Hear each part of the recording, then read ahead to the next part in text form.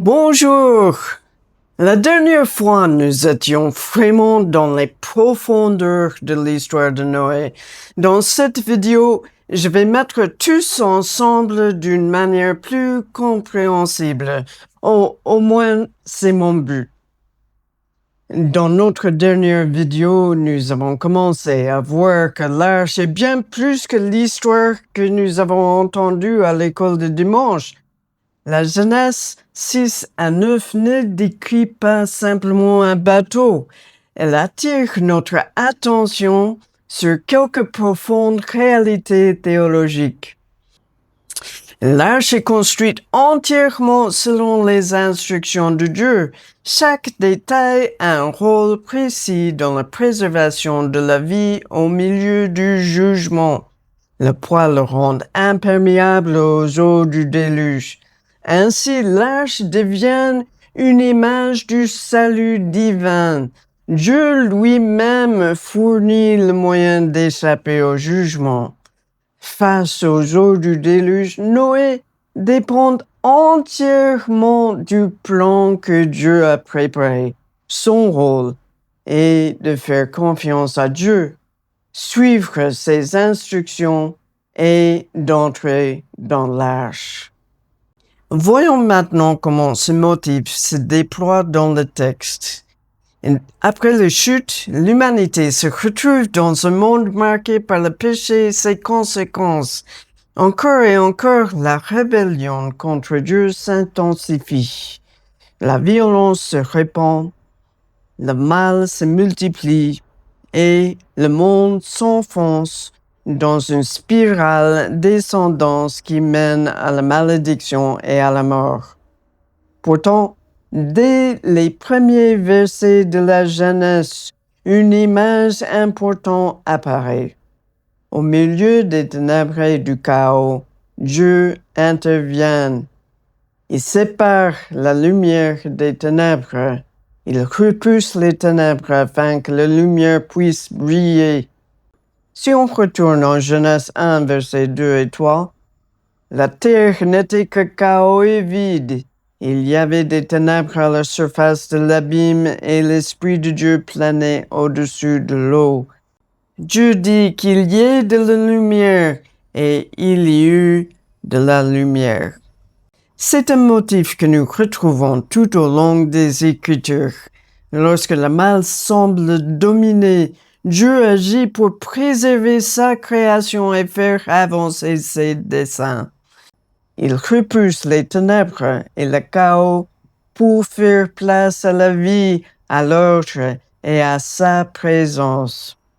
Le récit de Noé s'inscrit précisément dans ce mouvement. Dans la Bible, les ténèbres sont souvent associées au péché, au mal et au chaos qui s'opposent au dessein de Dieu. Alors que le monde est rempli de corruption et de violence, Dieu intervient une nouvelle fois pour repousser les ténèbres et préserver un reste à travers lequel il poursuivra son projet de rédemption. En Genèse 6, nous voyons un monde entièrement envahi par les ténèbres. La corruption est devenue généralisée. La violence remplit la terre. L'humanité créée pour refléter l'image de Dieu s'est détournée de son Créateur. En Genèse 6, verset 5, on voit l'Éternel vit que les hommes commettaient beaucoup de mal sur la terre et que toutes les pensées de leur cœur se portaient constamment et uniquement vers le mal. Oh, c'est difficile de lire ça. Mais une personne et avec elle sa famille trouvent grâce aux yeux de Dieu. C'est une image saisissante de l'ampleur du mal qui régnait alors sur la terre. Au milieu d'une humanité entièrement corrompue, un seul homme est mentionné comme ayant trouvé grâce devant Dieu. En Genèse chapitre 6, on voit cependant Noé trouva grâce aux yeux de l'Éternel. Voici l'histoire de Noé. C'était un homme juste et intègre dans cette génération, un homme qui marchait avec Dieu. Noé eut 3 fils, Sem, Cham et Japhet.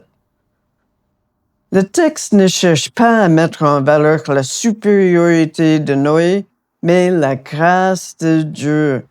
Au cœur d'un monde plongé dans les ténèbres, Dieu choisit de préserver un reste. Alors que le jugement approche, il ouvre un chemin de salut. Comme souvent dans la Bible, lorsque les ténèbres semblent l'emporter, Dieu agit pour préserver son peuple. Au milieu de la corruption et de la mort, sa grâce continue d'œuvrer et sa lumière continue de briller. Dieu met alors en place un moyen de salut pour son peuple. L'arche devient l'instrument par lequel Noé et sa famille traversent les eaux du jugement pour entrer dans une nouvelle vie. Mais l'arche est plus qu'un simple bateau, comme nous l'avons vu. Elle présente plusieurs caractéristiques qui rappellent le tabernacle et le temple.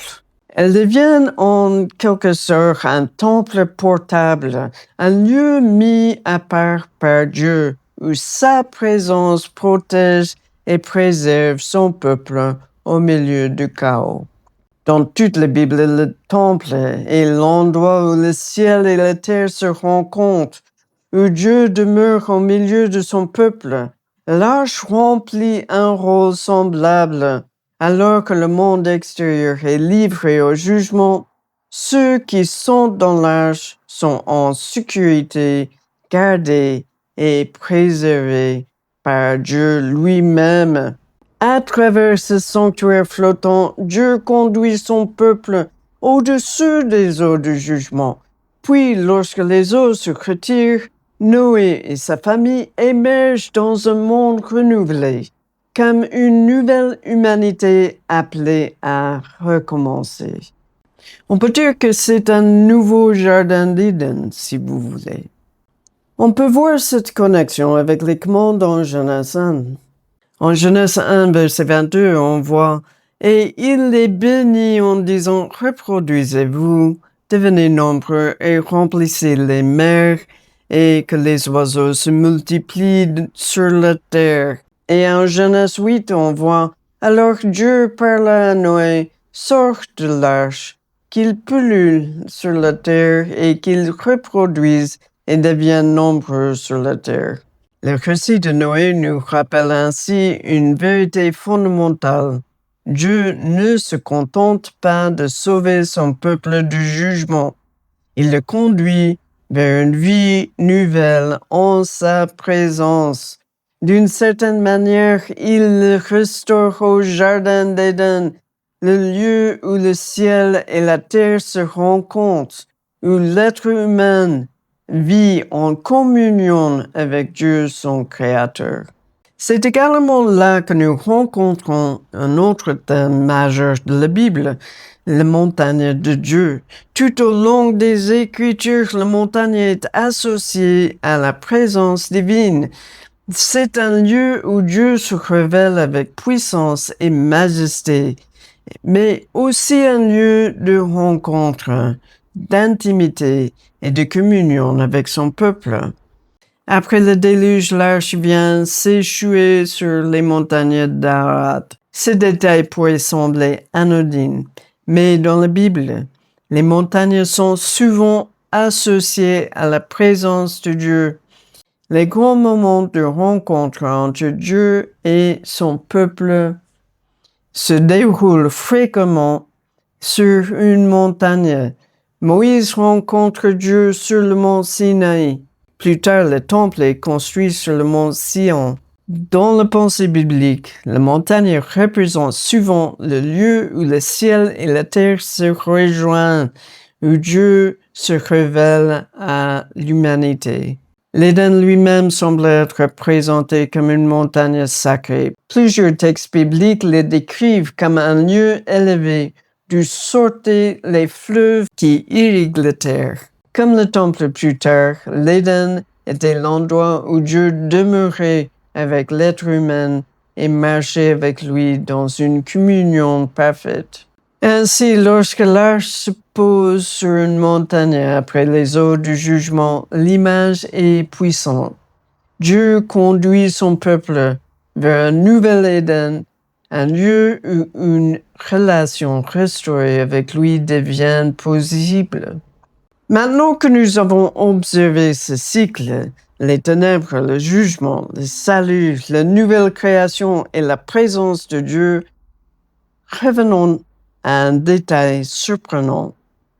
L'une des significations possibles du mot utilisé pour arche est celle d'un coffre ou même d'un sarcophage, un cercueil. Voilà une image fascinante lorsqu'on la met en relation avec ce cycle. Pourquoi l'arche pourrait-elle être vue comme un immense cercueil? Parce que lorsque Noé y entre, il quitte en quelque sorte le monde ancien condamné à la mort. Il est porté à travers les eaux du jugement et en ressort dans une création renouvelée. Cette image annonce quelque chose de plus grand encore, ce que Dieu accomplira en Jésus-Christ. L'arche préfigure la manière dont le croyant est uni à Christ dans sa mort et sa résurrection. En entrant dans l'arche, Noé passe symboliquement par la mort pour accéder à une vie nouvelle. C'est précisément le langage que l'apôtre Paul utilise lorsqu'il parle du baptême. Regardons Romains 6. Par le baptême en sa mort, nous avons donc été ensevelis avec lui afin que, comme Christ est ressuscité par la gloire du Père, de même, nous aussi, nous menions une vie nouvelle. En effet, si nous avons été unis à lui par une mort semblable à la sienne, nous serons aussi par une résurrection semblable à la sienne.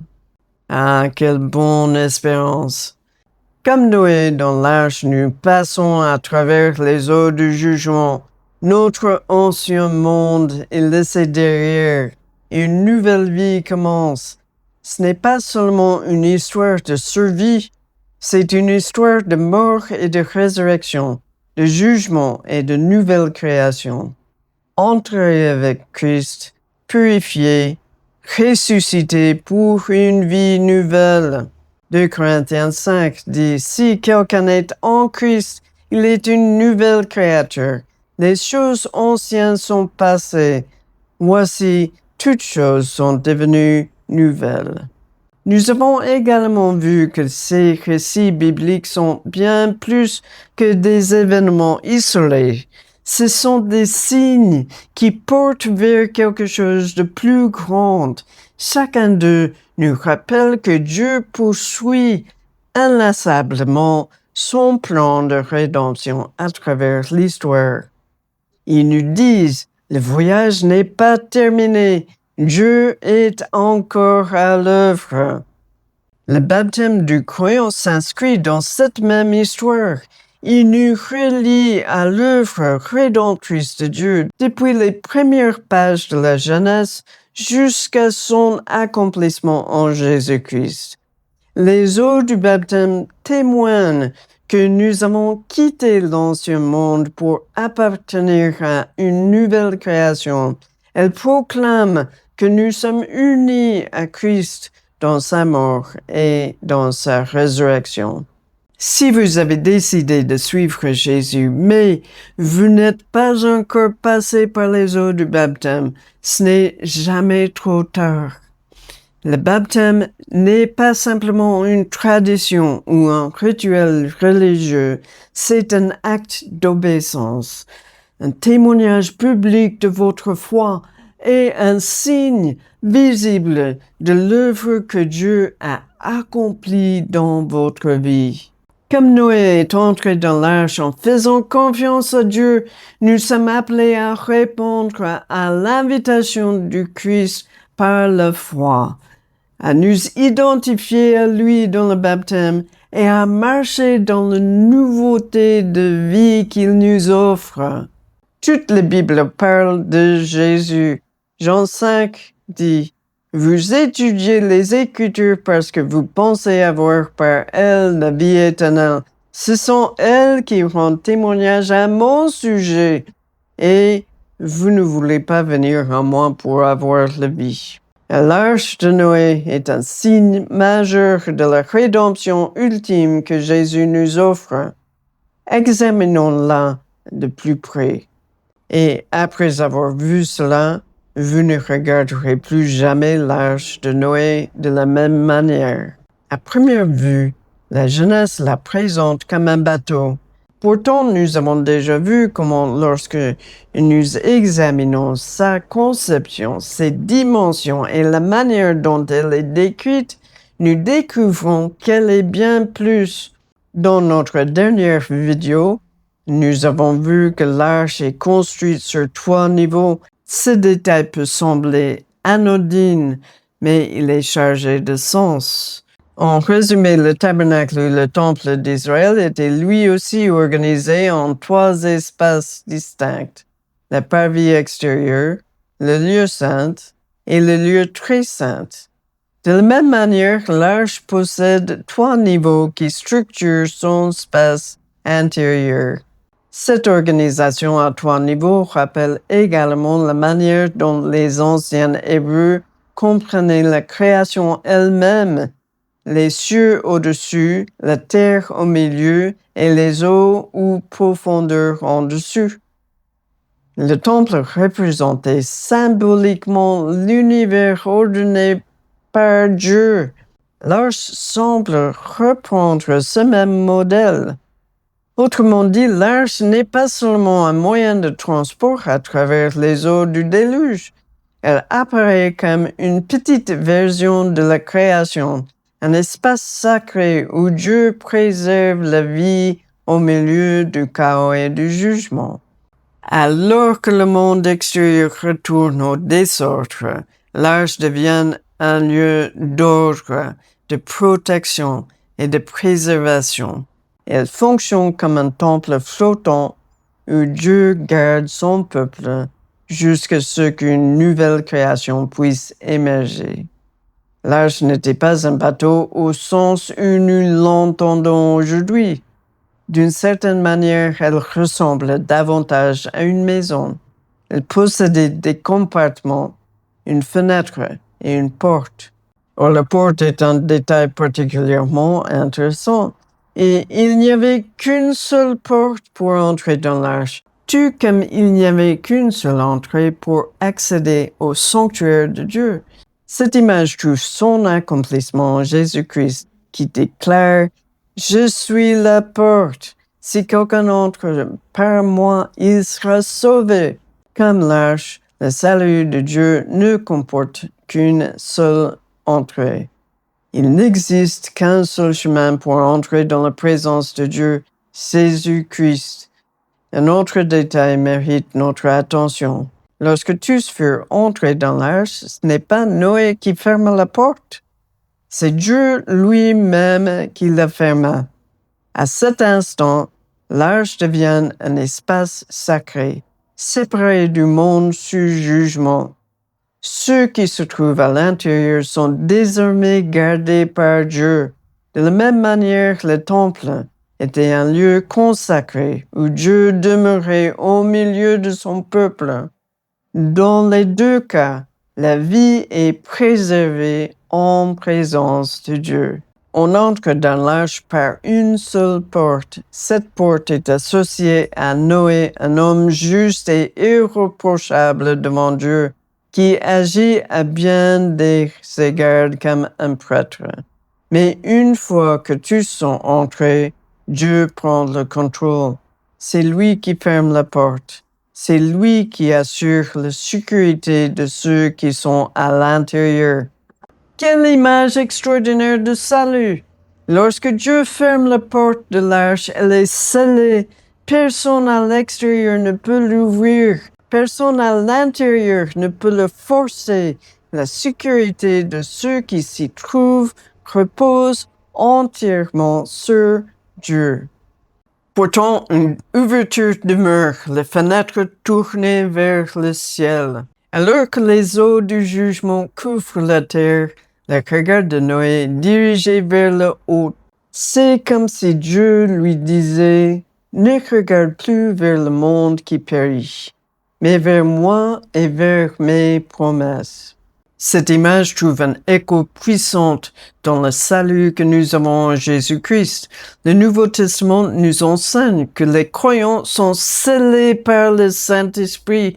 Notre salut ne repose pas sur notre capacité à nous maintenir nous-mêmes en sécurité, mais sur la fidélité de Dieu qui nous garde.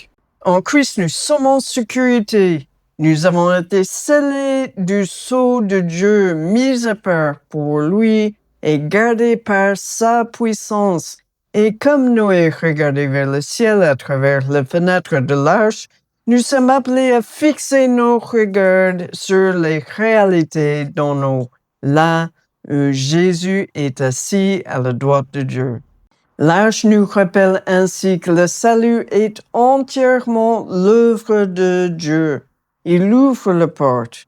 Il nous invite à entrer. Il ferme la porte derrière nous et il nous garde jusqu'au jour où nous entrerons pleinement dans la nouvelle création. Un autre détail renforce l'idée que Noé agit comme un prêtre. Après le déluge, la première chose que Noé fait en sortant de l'arche est de construire un autel et d'offrir des sacrifices à Dieu. En réponse, Dieu conclut une alliance avec lui et avec toute la création. Cette scène nous rappelle ce qui se passera plus tard avec Israël. Dans le système établi par Dieu, ce sont les prêtres qui construisent les autels, offrent les sacrifices et servent comme médiateurs entre Dieu et son peuple. Noé accomplit ici des fonctions qui seront plus tard associées aux prêtres. Les parallèles ne s'arrêtent pas là. Avant même d'entrer dans l'arche, Dieu demande à Noé de distinguer les animaux purs et impurs.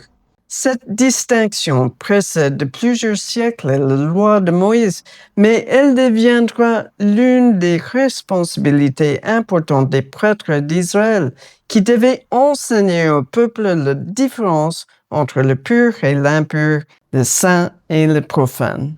Plus nous examinons le récit, plus nous découvrons que Noé n'est pas simplement un constructeur du bateau. Il agit comme un gardien d'un espace sacré, un médiateur de l'alliance de Dieu et un prêtre qui préserve la vie au milieu du jugement. Tout cela prépare le terrain pour une réalité encore plus grande. Noé annonce les prêtres qui viendront après lui, mais ceux-ci annoncent à leur tour le grand prêtre pour toujours, Jésus-Christ. Là où Noé a préservé une famille à travers les eaux du jugement, Jésus ouvre le chemin de salut éternel pour tous ceux qui placent leur confiance en lui. L'un des parallèles les plus profonds entre l'arche et le tabernacle est que tous deux nous ramènent à Éden. Le tabernacle a été conçu comme une représentation symbolique du jardin d'Éden. Partout dans sa structure, nous retrouvons des images végétales. Le chandelier à 7 branches ressemble à un arbre vivant, orné de bourgeons, de fleurs et de fruits d'amandier. Le bois d'acacia occupe une place centrale dans sa construction. Les murs du temple qui lui succédera sont décorés de palmiers, de fleurs et de motifs végétaux, rappelant le jardin originel. Les chérubins constituent un autre lien important. Après la chute, Dieu place des chérubins à l'entrée d'Éden pour garder le chemin de l'arbre de vie. Plus tard, les chérubins furent tissés dans le voile du tabernacle qui séparait le lieu saint du lieu très saint. Comme en Éden, ils marquaient l'accès à la présence de Dieu. Mais grâce à Jésus-Christ, cette séparation a été brisée. Lorsque Jésus mourut sur le croix, le voile du temple se déchira de haut en bas. Désormais, nous avons la paix avec Dieu et l'assurance d'entrer librement dans sa présence par le sang de Jésus. Le chemin vers l'arbre de vie est de nouveau ouvert. Et l'arche de Noé, elle porte aussi l'empreinte d'Éden. À l'intérieur de l'arche se trouvent des hommes, des femmes, des animaux, des oiseaux et des créatures rampantes. Exactement les catégories d'êtres vivants que Dieu avait créés dans Genèse 1. L'arche devient ainsi un microcosme de la création tout entière, préservée par Dieu au milieu du jugement. Le parallèle devient encore plus évident lorsque nous comparons la création et le déluge. Dans Genèse 1, la terre est couverte d'eau, l'Esprit de Dieu ou le souffle de Dieu planait au-dessus des eaux. Puis, la terre ferme apparaît. Après le déluge, nous retrouvons le même schéma. Le monde est de nouveau recouvert d'eau. Puis Dieu fait souffler un vent sur la terre, le souffle de Dieu, et les eaux se retirent et la terre ferme réapparaît. Le récit de Noé n'est pas simplement une histoire de survie, c'est une histoire de recréation. Adam et Noé occupent alors des rôles étonnamment semblables. Tous deux se tiennent au commencement d'un monde nouveau. Tous deux reçoivent la bénédiction de Dieu. Tous deux reçoivent l'ordre de se multiplier et de remplir la terre. Après le déluge, Noé plante une vigne, tout comme Dieu avait planté un jardin en Éden. L'histoire semble recommencer. Et il y a encore un autre détail remarquable. L'arche elle-même est faite de bois. Depuis le commencement de la Bible, les arbres occupent une place centrale dans le plan de Dieu. Il y avait l'arbre de vie en Éden. Il y avait les arbres représentés dans le tabernacle et le temple. Et finalement, il y a un autre arbre qui domine toute l'histoire biblique, la croix. Tous les trois arbres apportent la vie et le salut. C'est sur un arbre que le premier Adam a entraîné l'humanité dans la chute en prenant le fruit défendu. Et c'est sur un arbre que Jésus, le dernier Adam, a porté son péché afin de nous réconcilier avec Dieu. Tous ces motifs convergent vers Jésus, l'Éden, l'arche, le tabernacle, le temple, l'arbre de vie et même le bois de la croix racontent une seule et même histoire, celle de Dieu qui agit pour restaurer sa création et ramener son peuple dans sa présence. L'arche de Noé n'est donc pas seulement un bateau. Elle est une image de l'Éden préservé, de la nouvelle création à venir et ultimement du salut que Dieu accomplit en Jésus-Christ.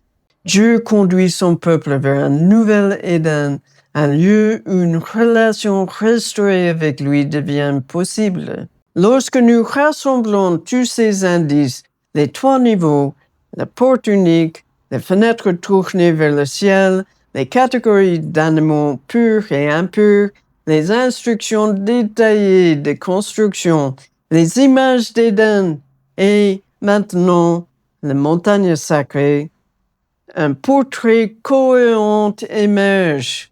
Non, l'arche de Noé n'est pas simplement un bateau, c'est un temple mobile, un sanctuaire flottant, un lieu où Dieu préserve la vie au milieu du jugement, un espace où le ciel et la terre se rencontrent, et ultimement, un signe qui dirige vers Jésus-Christ. C'est lui qui conduit son peuple à travers les eaux du jugement pour l'amener dans la nouvelle création et dans la présence éternelle de Dieu. Le déluge n'est donc pas simplement une catastrophe, c'est un récit de décréation suivi d'une récréation. À ce stage, l'image devient difficile à manquer. Dieu repousse les ténèbres, les eaux purifient la terre, une nouvelle création apparaît. La présence de Dieu est restaurée, et au centre de tout cela se trouve l'arche. Mais qui dirigeait l'arche?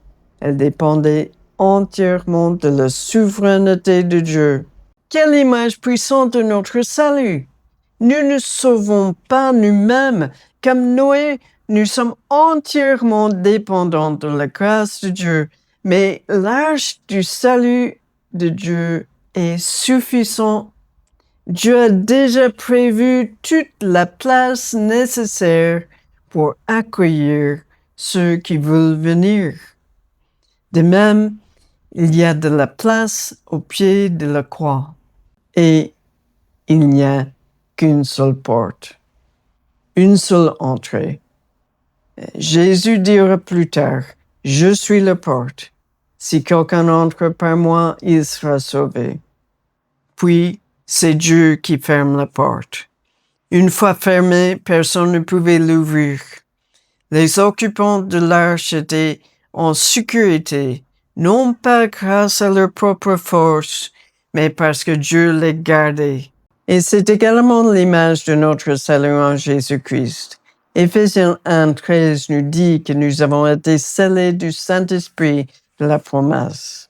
En lui, vous avez, après avoir entendu la parole de la vérité, l'Évangile qui vous sauve. En lui, vous avez cru et vous avez été marqués par l'empreinte du Saint-Esprit qui avait été promis. Et Jésus déclare en Jean 10, verset 28, « Je leur donne la vie éternelle. Elles ne périront jamais et personne ne pourra les arracher de ma main. » Dieu n'a pas seulement empêché les eaux d'entrer dans l'arche, il a gardé ceux qui étaient à l'intérieur. L'alliance conclue avec Noé annonce une alliance encore plus grande. En Jésus-Christ, Dieu établit une nouvelle alliance avec son peuple pour toujours. Comme il a pourvu à tous les besoins de Noé dans l'arche, il pourvoit aussi à tous les besoins de ceux qui lui appartiennent. Le salut est un don de la grâce de Dieu. Il n'existe qu'un seul chemin du salut. Ce salut doit être reçu par la foi. Ceux que Dieu sauve, il les garde. Et ceux qu'il garde, il les conduit vers une nouvelle création. Non, ce n'est pas un simple bateau, cette arche. Que notre Dieu puissant et gracieux bénisse votre journée.